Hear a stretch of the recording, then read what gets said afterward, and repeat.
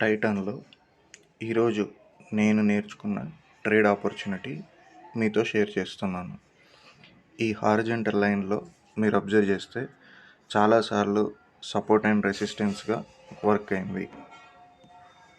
Okay, so ఈ horizontal లైన్ని నేను ఈరోజు ఒక ట్రేడింగ్ ఏరియాగా ఆపర్చునిటీగా చూశాను.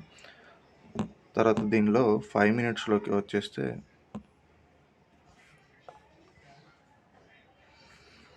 ఈరోజు ఈ హారిజంటల్ లైన్ని ఎగ్జాక్ట్లీ క్రాస్ అయింది, బట్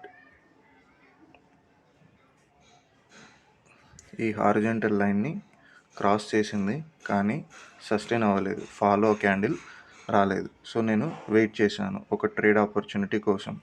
డైరెక్ట్ గ్యాప్ డౌన్ అవ్వడం వల్ల నెక్స్ట్ క్యాండిల్ అనేది డైరెక్ట్ గ్యాప్ డౌన్ అవ్వడం వల్ల నాకు ట్రేడ్ అనేది దొరకలేదు.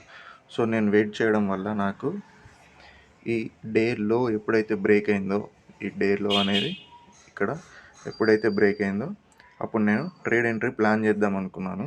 సో ఈ ట్రెండ్ లైన్ కూడా బ్రేక్ డౌన్ అయింది కాబట్టి ఇంకా కాన్ఫిడెంట్గా ఇక్కడ ట్రేడ్ తీసుకోవడం జరిగింది. దాని తర్వాత ఒక మంచి ట్రేడ్ ఆపర్చునిటీ అయితే మనకు దొరికింది. సో ఇది ఈరోజు నేను టైటాన్ స్టాక్లో అబ్జర్వ్ చేసిన లాజిక్. నచ్చితే ఫాలో అవ్వండి, ఇంకా నేర్చుకుందాం.